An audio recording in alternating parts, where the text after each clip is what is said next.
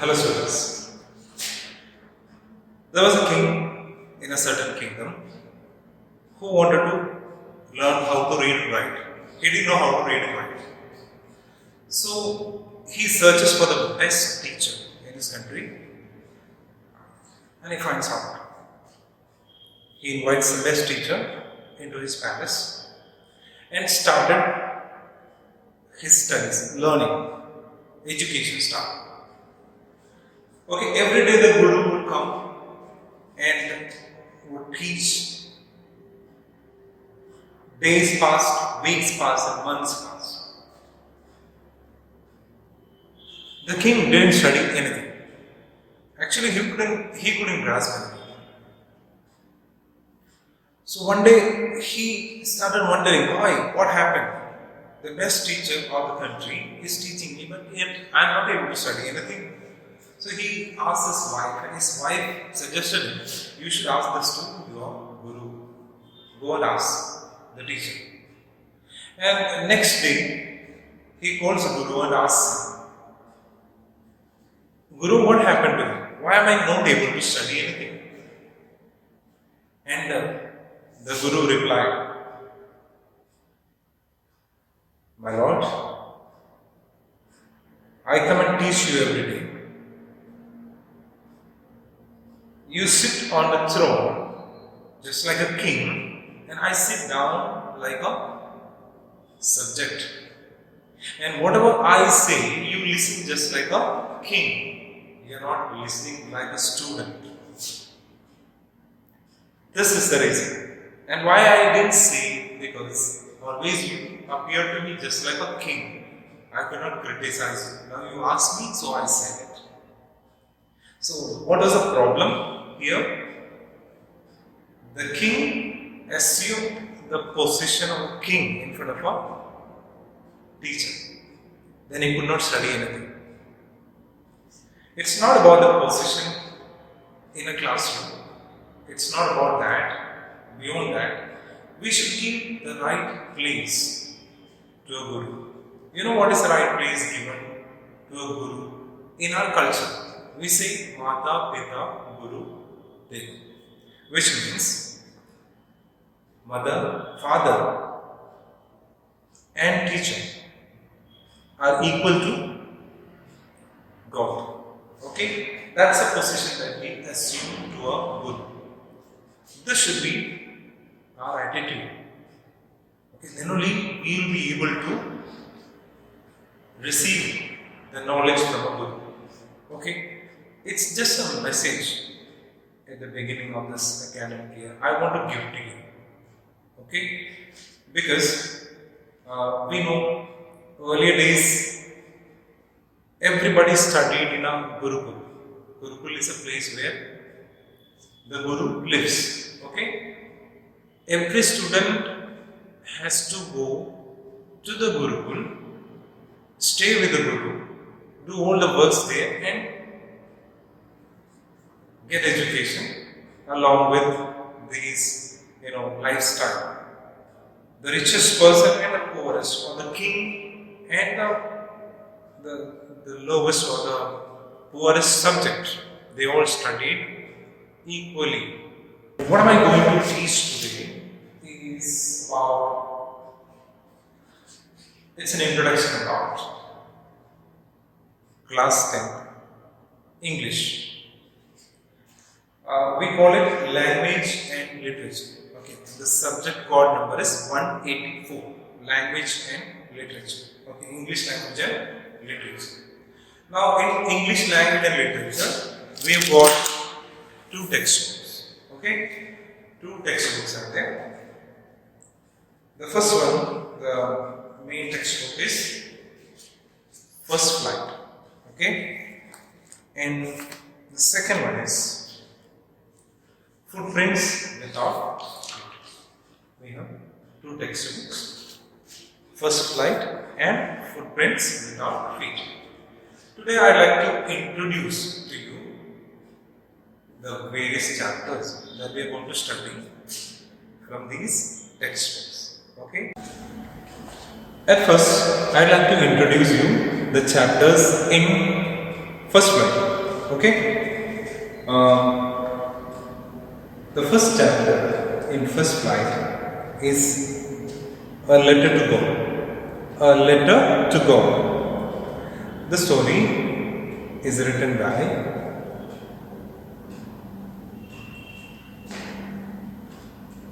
This story was written by G.L. Fuentes. Okay, it's about a farmer whose name is Lencho. A farmer who writes a letter to God. Okay, have you ever thought about writing a letter to God?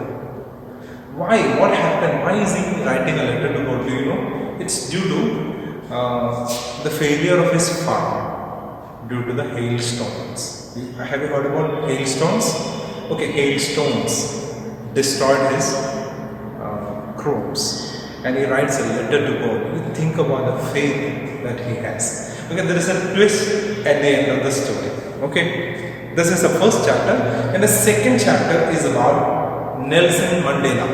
Okay, Nelson Mandela, A Long Walk to Freedom is the name of the chapter. Okay, it is an excerpt. It's an extract, or we can say it's only a part of a book, the autobiographical book by Nelson Mandela. Anybody heard about the autobiography of Nelson Mandela? The book is known as A Long Walk to Freedom. Okay, this story, this lesson would give insight to Mandela's struggles. Okay, Mandela, have you heard that he spent 27 long years in a prison? Imagine 27 years in a prison, yet he came out of it and became the first president of South Africa. Okay, so what was the reason why he was put in a jail? It was because of the apartheid system. You may have heard about apartheid. Okay, we'll study in detail about this. So it highlights the resilience, determination and commitment to justice by Nelson Mandela. Children, the third chapter that we have in first flight is two stories about flying. Okay, it contains two stories. Okay, as its name suggests, two stories about flying. There are two stories. The first story is his first flight. See, our textbook is named after this particular lesson. Okay, what is the name of our textbook? First flight. It's based on this story, we can say. Okay, his first flight. It talks about a seagull who is afraid to take its first flight. Okay, fear of flying. But how he overcomes that fear is the theme of this chapter.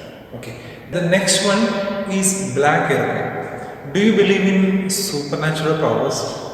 Okay, in this chapter we will see an element of supernatural powers. Okay, it's all about a black airplane. Okay, next chapter is from the diary of Anne Frank. Okay, from the diary of Anne Frank. Have you heard about Anne Frank?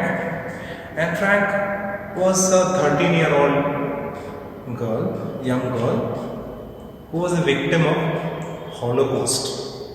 You might have studied about Holocaust in 9th standard history. I think so. All of you know about Hitler, Nazi Germany, and their invasions upon Holland. Okay, so this is an excerpt from the diary of young Anne Frank. Okay, a Jewish girl who documented her experiences while hiding from Nazis during the World War II. It offers a poignant and personal account of life in hiding, capturing. We will understand the struggles, fears and hopes of a young girl during the World War II. Okay, this is all about Anne Frank's diary. Then next chapter is glimpses of India. We are very proud about our country, right? Okay, glimpses means pictures, or we can say views of India. Okay, this chapter provides glimpses of India and India's cultural diversity. It talks about 3 different places. They are Goa, Assam and Coorg. Have you heard about these places? Coorg in Karnataka. All of you might be familiar with the name Goa. All of you might have heard about Assam too, right? So there are 3 essays. The first one is A Baker from Goa. It's written by Lucio Rodriguez. Coorg is written by Lokesh Abroad, and Tea from Assam is by Arup Kumar Datta. We'll learn about the legend of the drink that we drink every time, that is tea. Okay, this is all about glimpses of India. Further, we'll study. We'll start loving our country. Okay. Each essay offers insights into different aspects of Indian life and culture. Okay. So next chapter is Mijbil the Author. Mijbil the Author. Have you heard about otters? Otter. No idea? Otter is a kind of animal. Look, the writer Gavin Maxwell is a writer. Okay, he is an animal lover. Okay, and see, otter is not actually a pet animal; it's a wild creature. Okay, otters are not found in India.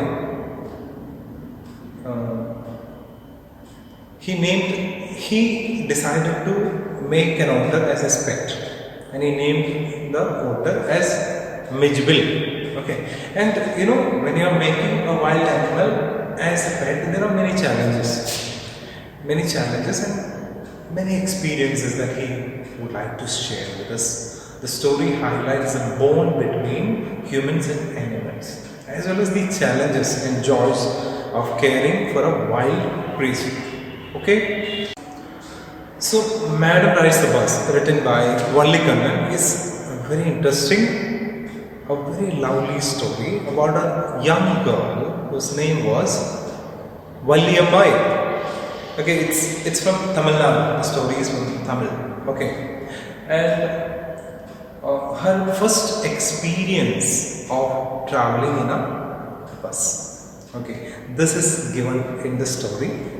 It's a beautiful account of the experience of a young girl, the curiosity, the struggles that she takes to, this bus ride is not permitted by her parents. She travels without the consent and knowledge of her parents. Okay, this is a bit risky, you know that. And how she manages to complete the journey without even the notice of her parents, and how she gathers money for it. And one of the greatest lessons about life that she learned during this course of journey. The next chapter is Sermon at Banaras. All of you know what is a sermon. Sermon means a religious talk. Banaras. Have you heard about Banaras? Today's Varanasi is Banaras. Okay. So this chapter is an excerpt from the book The Light of Asia. Who is Light of Asia? Who is known as the Light of Asia? It's Buddha. Buddha is known as the Light of Asia. You must know about Buddha. See, this particular story, Sermon at Banaras, tells about Buddha's first sermon at Banaras, religious talk that Buddha did at Banaras. It's a bit philosophical. He preached about the reasons of sorrow. All of us have sorrows, right, in our lives, and the reason behind sorrows is well explained by Buddha to Kissa Gautami. Okay, this is the theme of this chapter. Now we will talk about so these are the chapters. Now we will talk about the poems. Okay, poems of the book First Plan. Dear students, now we will discuss about the poems in First Flight. The first poem is Dust of Snow, written by Robert Frost.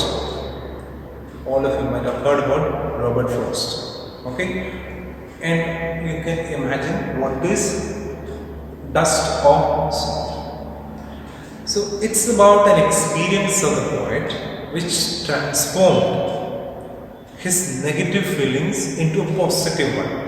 Just by the interference of nature, suddenly his mood changes.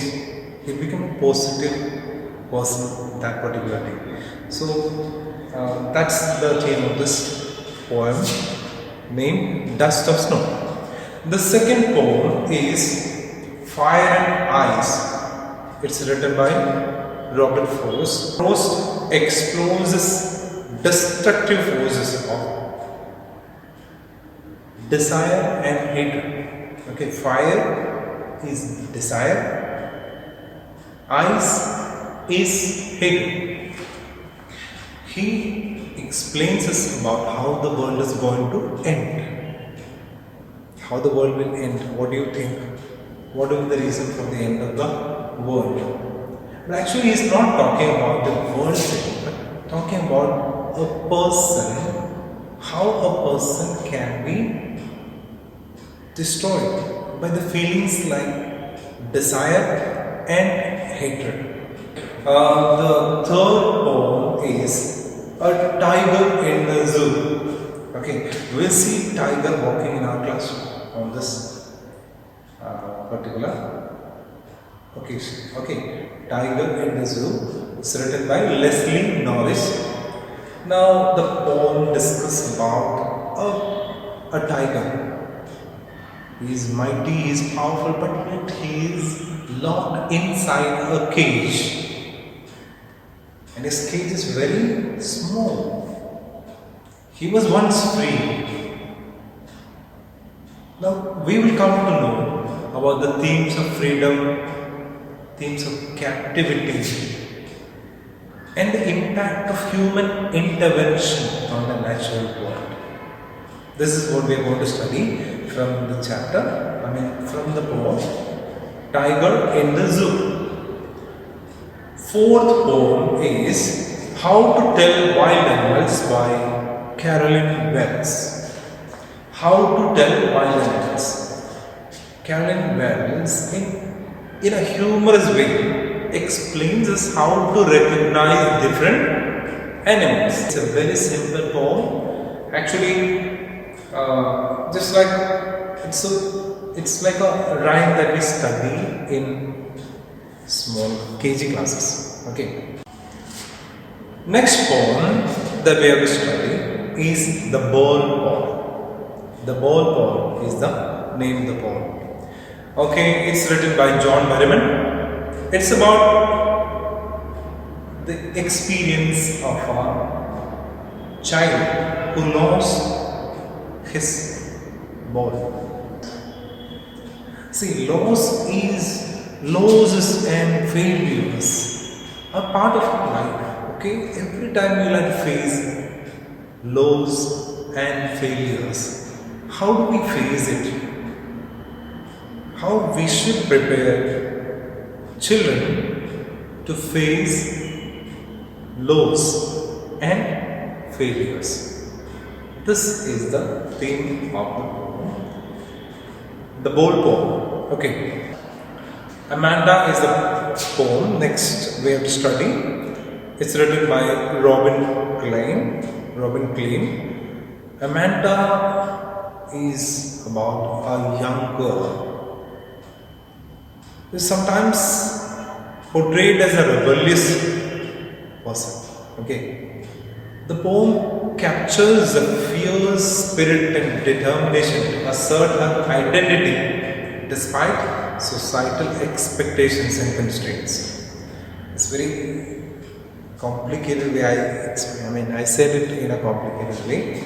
It's simple. It's about, when you read the poem Amanda, you may sometimes see yourself in it. Amanda is criticized by her mother for each and everything, but Amanda lives in a different world where she has a lot of creative thinking going through her mind, imaginations. She is in a different world.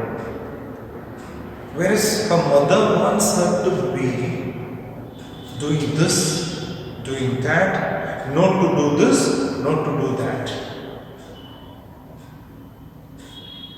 We'll see what is the effect of this continuous nagging by her mother upon Amanda. Okay, that's the poem Amanda.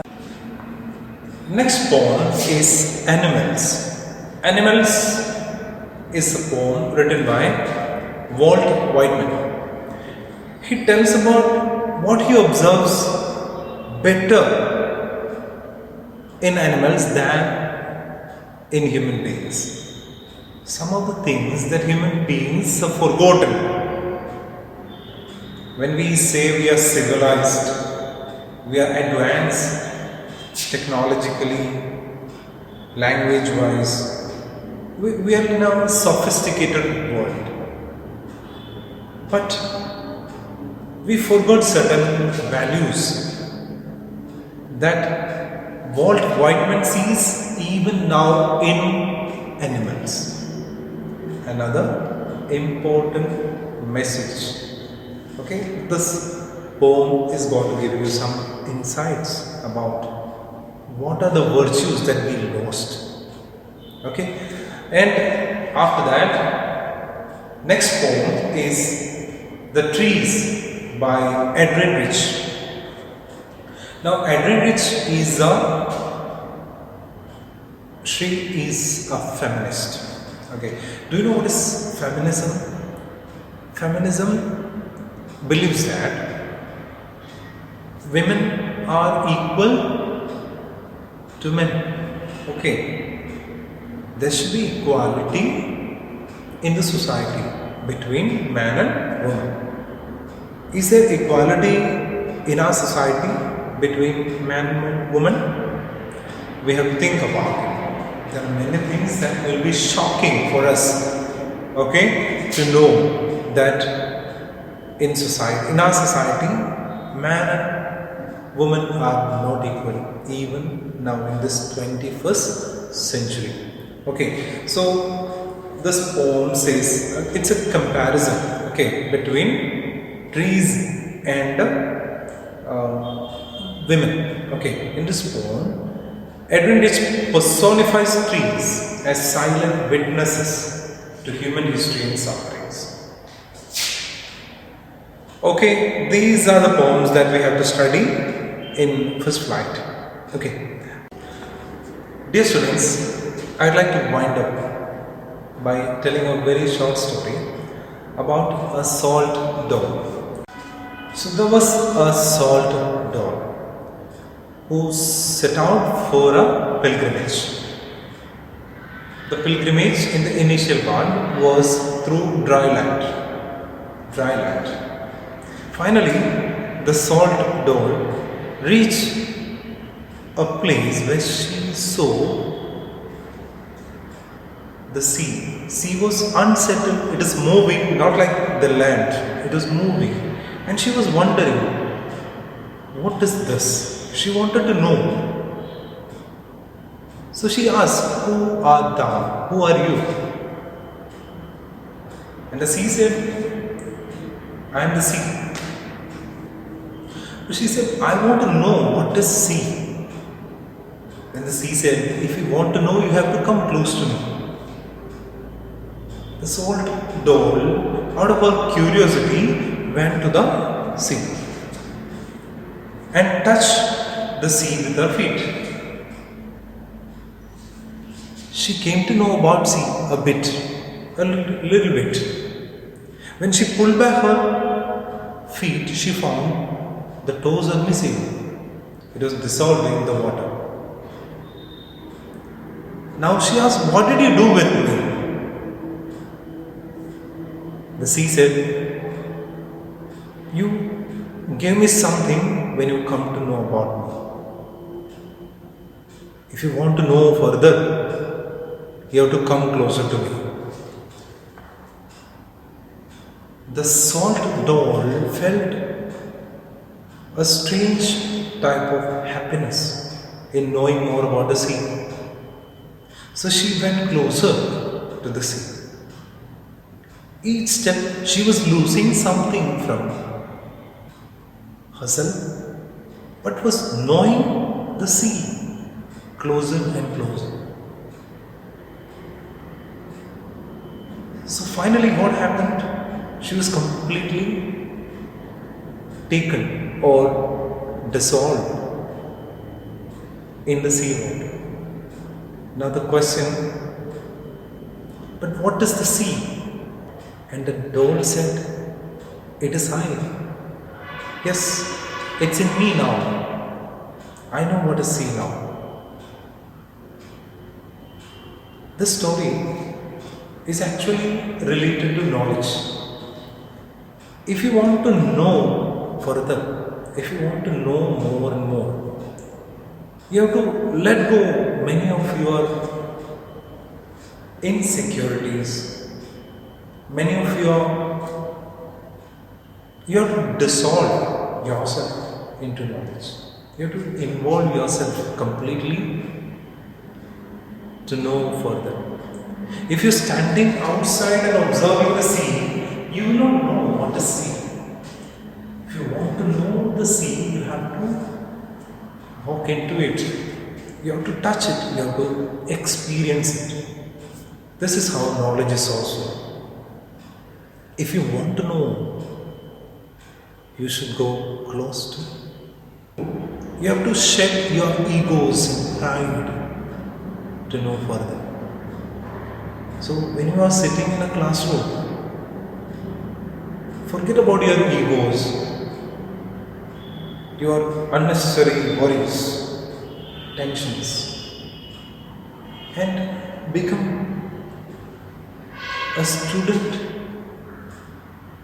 who is ready to accept knowledge. Okay, students, by this message I would like to end today's class. Thank you.